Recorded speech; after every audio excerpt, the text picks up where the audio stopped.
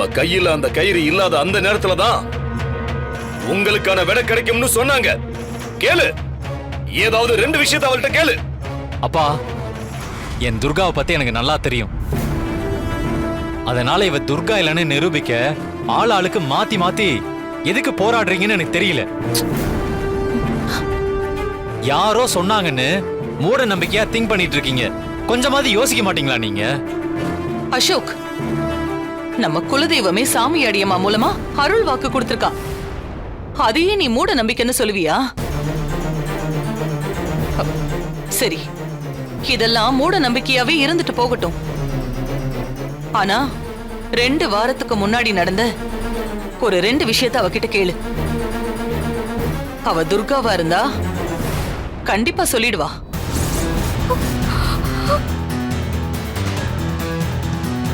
கும்பாபிஷேகத்துக்கு அப்புறம் தான் இவன் மேல எங்களுக்கு சந்தேகமே அதிகமாச்சு.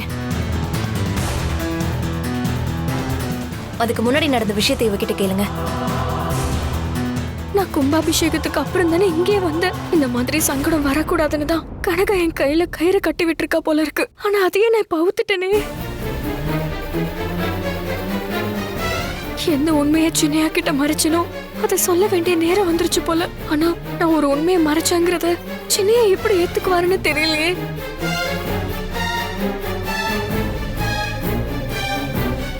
அசோக், அவளை பாத்தியாடா? இப்பவே அவளுக்குள்ள பயம் வர ஆரம்பிச்சிருச்சு.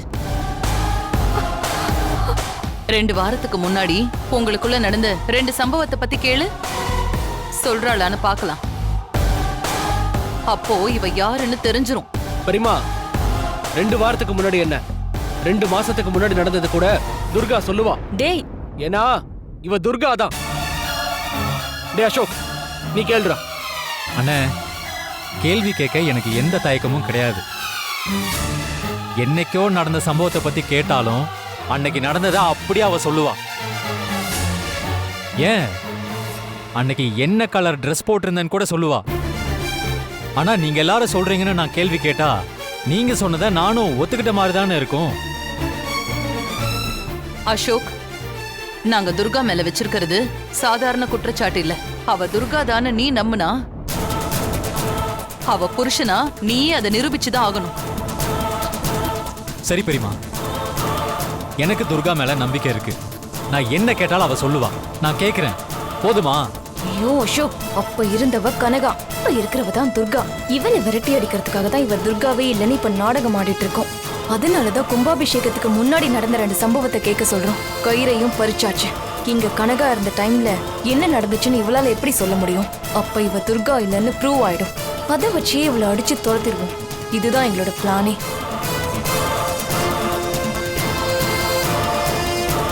இந்த பாரு அசோக், கும்பாபிஷேகத்துக்கு முன்னாடி இங்க இருந்ததும் துர்கா தானே. அப்ப நடந்த 2 சம்பவத்தை பத்தி கேளு. இவ உண்மையான துர்காவா இருந்தா அத சொல்லட்டும். அதுக்கப்புறம் இவளை நாங்க ஏத்துக்கிறோம். சரி, எங்க லைஃப்ல நடந்த 2 சம்பவத்தை பத்தி அவகிட்ட கேக்குறேன். என்ன துர்கா, உனக்கு ஓகே தானே? இங்க கனகா இருந்தப்போ நடந்த சம்பவத்தை என்னால இப்படி சொல்ல முடியும்? சின்னையா கிட்ட உண்மையை மறைச்சதுக்கு விதிதான் விளையாட்டு காட்டுது.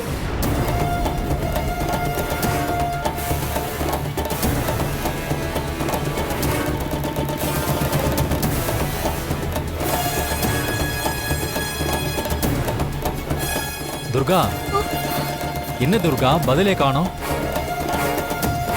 சொல்ல முடியாம போயிடுமோன்னு பயப்படுறியா?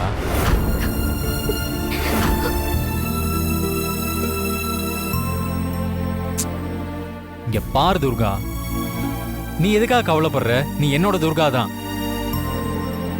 கண்டிப்பா உன்னால பதில் சொல்ல முடியும்.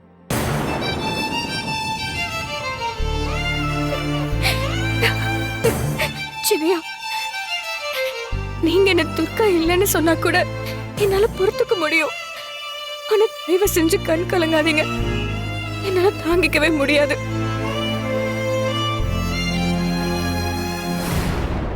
என்னதான் சென்டிமெண்டா நீ பேசினாலும் அசோக் கேக்குற கேள்விக்கு உன்னால பதில் சொல்லவே முடியாது. அதுக்கப்புறம் உன்னோட இந்த ஃபீலிங்ஸ் எல்லாம் நீயே தூக்கி எரிஞ்சிருவ.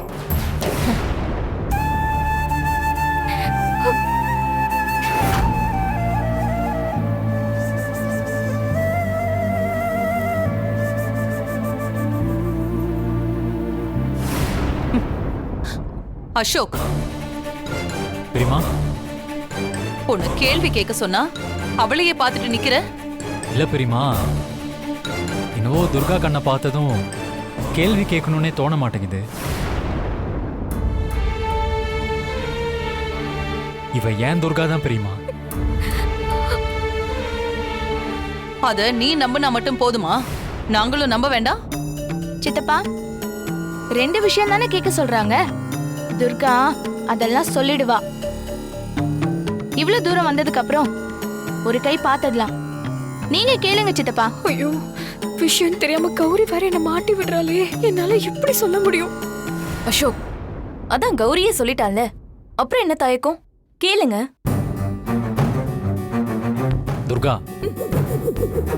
சின்னையா, 2 என்ன 2000 விஷயத்தை பத்தி கேட்டாலும் உன்னால சொல்ல முடியும். எனக்கு அந்த நம்பிக்கை இருக்கு. கௌரி சொன்னதும் தான் எனக்கே ஒரு வேகம் வருது. இது எனக்காக இல்ல, இவங்க எல்லாருக்காகவும் அந்த 2 கேள்வியை நான் உங்ககிட்ட கேட்க போறேன். உனக்கு ஓகே தானே? சரிங்க சின்னையா.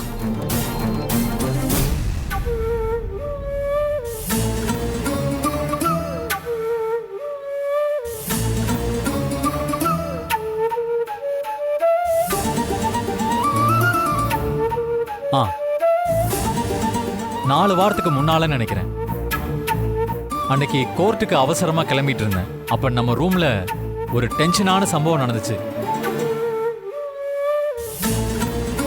அதுல நான் என் தலையே பிச்சுக்கிட்டேன். ரூமையே தலைகீழா புரட்டி போட்டுட்டேன். உன்கிட்ட கூட கோச்சுக்கிட்டேன். ஆனா அதுக்கு நீ ரொம்ப கூலா பதில் சொன்ன. இது நம்ம ரூம்ல நடந்ததால இந்த சம்பவம் உனக்கும் எனக்கும் மட்டும்தான் தெரியும். அது என்ன சம்பவம்னு சொல்லு.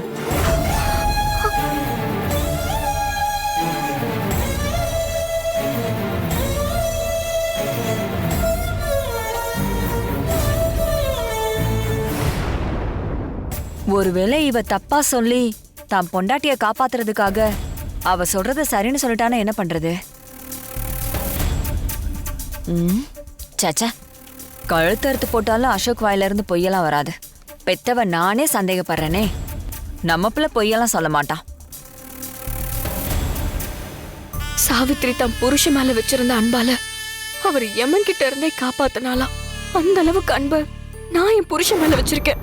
உண்மையான அன்புக்கு காலனை வெல்ற அந்த சக்தி மட்டும் இல்ல, காலத்தை வெல்ற சக்தியும் இருக்குன்னா, கனக கட்டின கயிறுக்கு இருந்த மாதிரி என்னோட தூய்மையான அன்புக்கு சக்தி இருக்குன்னா சின்னையா கேட்டிருக்கு. அன்னைக்கு நடந்த சம்பவம் என்னன்னு எனக்கு தெரிஞ்சாகணும். இந்த ஒரு கேள்விக்கு மட்டும் இல்ல, அவர் அடுத்து கேட்க போற கேள்விக்கான பதிலும் எனக்கு தெரியணும்.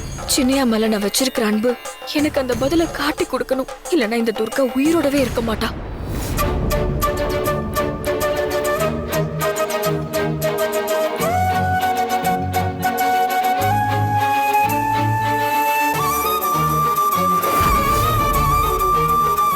துர்கா, நான் சட்டனை கேட்கவும் உன் ஞாபகத்துல வரலையோ என்னவோ. நான் வேணா ஒரு க்ளூ.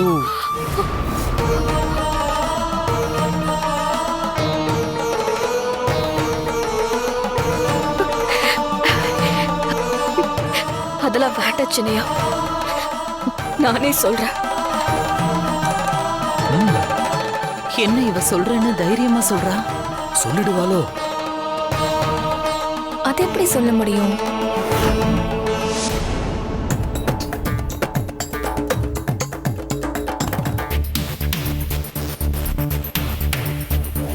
சின்னையா, அன்னைக்கு நீங்க அவசரமா கோர்ட்டுக்கு கிளம்புனீங்க. அப்போ உங்களோட கார் சாவி தொலைஞ்சு போச்சு.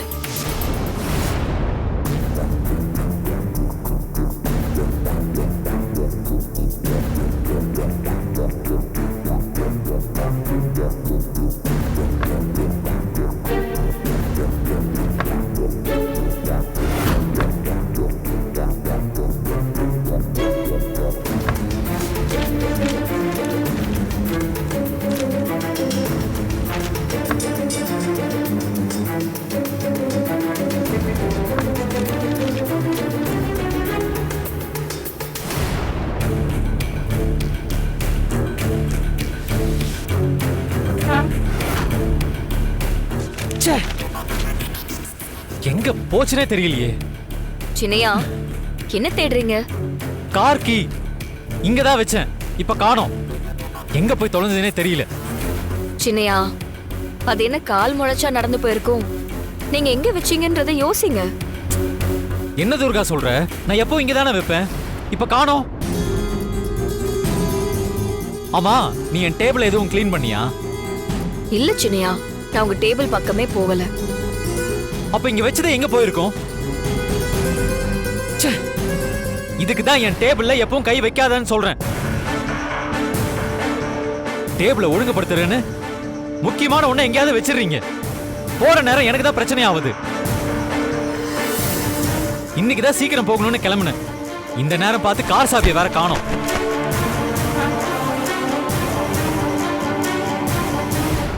ஐயோ, கார் சாவி எங்க? சின்னையா டென்ஷன்ல தேடுனா கண்ணுக்கு முன்னாடி இருக்கிறது கூட தெரியாம போயிடும். நான் பாக்குறேன், இருங்க. அங்கெல்லாம் நான் பார்த்துட்டேன். ச்சே.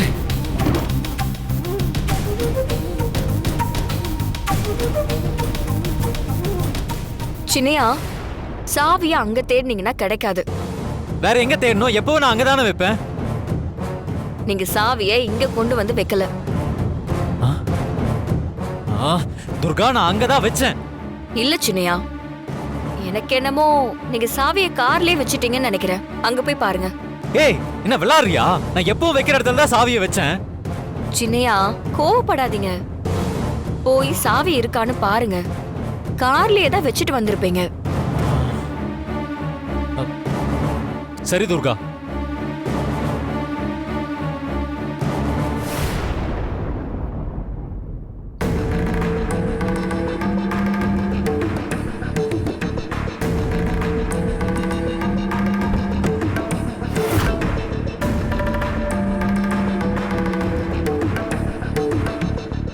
கார் சாவி கார்லயே தான் இருக்கு.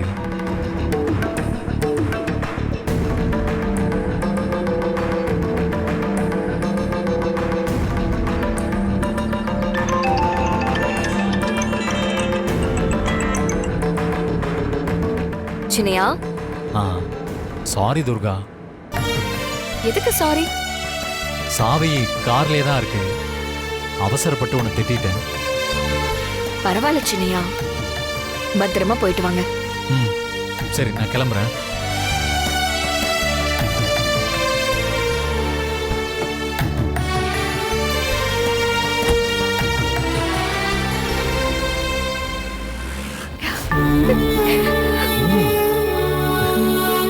என்ன அசோக், துர்கா சொன்னது சரியா?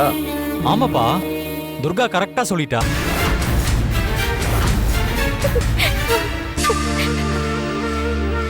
அப்பா, ரூம்ல அன்னைக்கு என்ன நடந்துச்சோ அது துளி கூட மாறாம நடந்ததா அப்படியே துர்கா சொல்லிட்டா.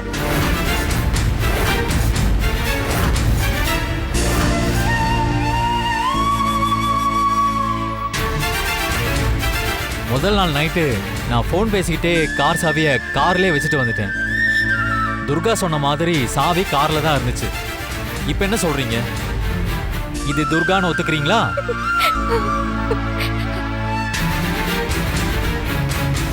இவளை நாம வச்சு செய்யறோமா இல்ல ஒண்ணும் தெரியாத அப்பாவி மாதிரி ஷோ காட்டிக்கிட்டு இவ நம்மள வச்சு செய்யறாளா? போற போக்க பார்த்தா இவளை வெளியில அனுப்புறதுக்கு பதிலா இவ நம்மள வெளியில அனுப்பிடுவா போல இருக்கே. இத பாரு அசோக், நீ கேட்ட கேள்வியும் இவ சொன்ன பதிலும் இதெல்லாம் தினம் தினம் எல்லார் வீட்லயும் நடக்கிற ஒரு விஷயம்தான். ரூமையே புரட்டி போட்டேன்னு சொன்னியே, உன் கேள்வியிலேயே பதில் இருந்துச்சு. அதான் அவளும் ஈஸியா சொல்லிட்டா. பெரியமா, நான் ஒரு நாளும் கார் சாவியை தொலைச்சிட்டு தேடினதே இல்ல. கேஸ் கட்ட தான் மாத்தி மாத்தி தேடுவேன். ஆனா அதிசயமா அன்னைக்கு கார் சாவியை தேடினேன். இப்ப துர்காவும் அன்னைக்கு என்ன நடந்துச்சோ அதை கண்டுபிடிச்சு சொல்லிட்டா. இதை நீங்க ஏத்துக்கிட்டு தான் ஆகணும். அசோக், சும்மா சமாளிக்க கூடாது. இந்த பதில நானே யூகம் பண்ணிட்டேன். இது சாதாரணமா பாஸ்வேர்டு திருடுவாங்களே, அந்த மாதிரி ஒரு டெக்னிக் மாதிரி தான் இருக்கு. என்னப்பா இவ்வளவு ஈஸியா சொல்லிட்டீங்க? சித்தப்பா, இவங்க சாமியே நேர்ல வந்து சொல்லிருக்குன்னு சொல்றாங்கல்ல, இவ துர்கா தான் நிரூபிக்க வேண்டிய கட்டாயம் உங்க 2 பேருக்கும் இருக்கு. அதான் இன்னொரு கேள்வி கேட்க வேண்டியிருக்கே. அது துர்காவே கண்டுபிடிச்சு சொல்ல முடியாத அளவுக்கு கஷ்டமா கேளுங்க. ஆனா என் துர்கா கரெக்டா ஞாபகம் பண்ணி சொல்லுவா. ம் என்ன துர்கா? பதில் சொல்லிடுவேன்னு இப்ப எனக்கு நம்பிக்கை வந்துருச்சு. துர்கா, உன்னதான் கேக்குறேன். சித்தப்பா அடுத்த கேள்வி கேட்டா பதில் சொல்லுவதானே? சொல்லிடுவேன் கௌரி. கேளுங்க சித்தப்பா. சரி, நான் அடுத்த கேள்வியை கேட்குறேன்.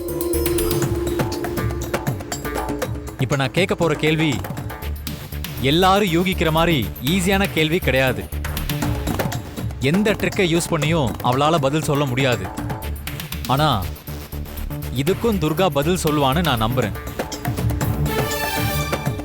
ஏன்னா துர்கா என் மேல வச்சிருக்கிற லவ் அப்படி.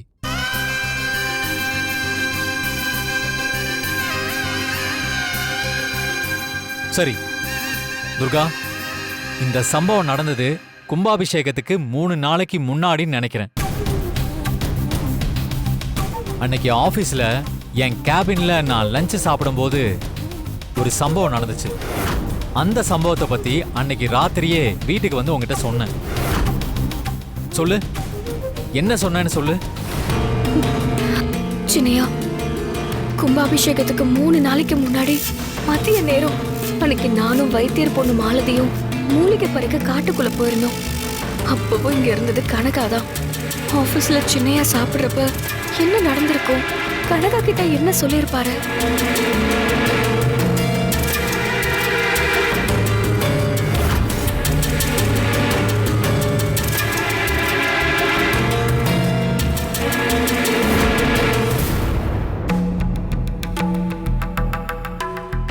சின்னையா மேல நான் வச்சிருக்கிற அன்புதான் இதுக்கான பதிலையும் தெரிய வைக்கணும்.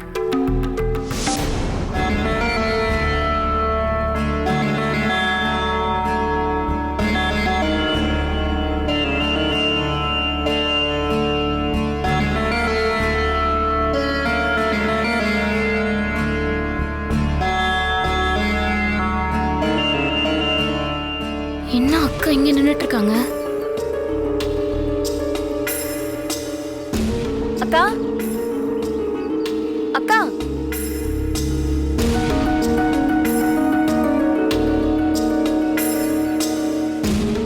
அக்கா, அக்கா,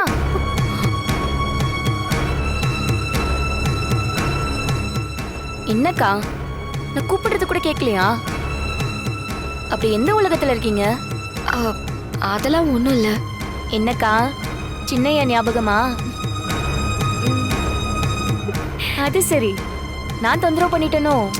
சாச்சா, அதெல்லாம் ஒண்ணும் இல்ல. நல்லா மதிய வேலையில உங்களை வேற இழுத்துட்டு வந்துட்டேன் நானு. நம்ம குடில்ல அந்த குளுமையில இருந்துகிட்டே உங்க சின்னையாவை பத்தி கனவு கண்டுட்டு இருந்திருக்கலாமே. அப்படி இல்ல, இங்க வரவும் தான் மத்தியான வேலைங்கிறதே ஞாபகம் வந்தது. இந்நேரம் சின்னையா சாப்பிட்டுருப்பாரோ இல்லையோன்னு யோசனையில இருந்தேன். இது சாப்பிடுற நேரம்ல. நான் வீட்ல இருந்திருந்தா அவருக்கு விதவிதமா சமையல் கொடுத்திருப்பேன். சில நேரம் நானே சூடா சமைச்சு எடுத்துட்டு போவேன். இப்பெல்லாம் என்ன சாப்பிடுறாரோ, யாரு சமைச்சு கொடுப்பாங்கன்னே தெரியல. அத பத்தி தான் யோசிச்சுட்டு இருந்தேன். அக்கா, இது உங்க சின்னையா சாப்பிடுற நேரம்னு வேற சொல்றீங்க. நீங்க இப்ப அவரையே நினைச்சிட்டு இருந்தா அப்புறம் அவருக்கு விக்கல் வந்துற போகுது. அதுவும் நீங்க நினைக்கிற நினைப்புக்கு அவருக்கு விக்கல் வந்தா தண்ணி குடிச்சா கூட நிக்காது போல இருக்கே. ஐயோ, நீ சொன்ன மாதிரி அவர் சாப்பிட்டுட்டு இருந்து நான் நினைக்கிறதுனால அவருக்கு விக்கல் வந்துட்டா விக்கலும் நிக்காதுன்னு வேற சொல்றியே. பாவம் சின்னையா, அவருக்கு என்னால ஒரு கஷ்டம் பாரு. அச்சோ, நான் எதையோ சொல்ல போய் உங்களை கலங்க வச்சிட்டேனே. சரி சரி, நீங்க ஒன்னும் கவலைப்படாதீங்க. உங்க சின்னையாக்கு விக்கல் வந்திருந்தா அதை நம்ம இங்க இருந்து நிப்பாட்டுறதுக்கு ஒரு வழி இருக்கு. என்ன வழி?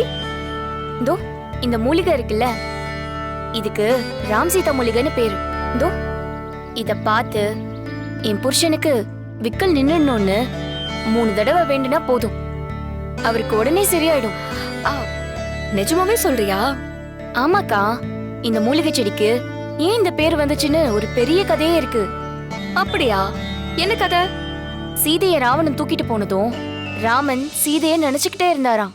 அங்க சீதைக்கு விக்கல் வருமேன்னு சீதையை நினைச்சு கவலைப்பட்டுட்டு இருந்தாராம். ஏற்கனவே தன்னை பிரிஞ்சிருக்கிற வேதனையோட இந்த விக்கலும் அவளுக்கு இன்னும் கஷ்டத்தை கொடுக்குமே, அவளோட விக்கல் நீதான் நிறுத்தணும்னு இந்த மூலிகை செடியை பார்த்துதான் 3 தடவை சொல்லுவாராம். உடனே சீதைக்கு அங்க விக்கல் நின்னுடுமா. அதனாலதான் இந்த மூலிகைக்கு ராம் சீதா அப்படின்னு பேர் வச்சாங்களாம். அப்படியா சொல்ற? இப்பதான் நான் சின்னையாவ நினைச்சிட்டு இருக்கேன். அங்க ஒருவேளை அவருக்கு விக்கல் வந்திருந்தா அதை நிறுத்த சொல்லி இங்க மூலிகை கிட்ட சொன்னா உடனே விக்கல் நின்றுமா? கண்டிப்பா நின்னுடும்க்கா.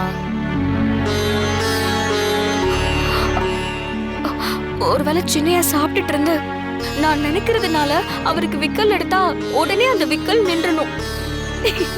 விக்கல் நின்றணும், விக்கல் நின்றணும், விக்கல் நின்றணும், விக்கல் நின்றணும்.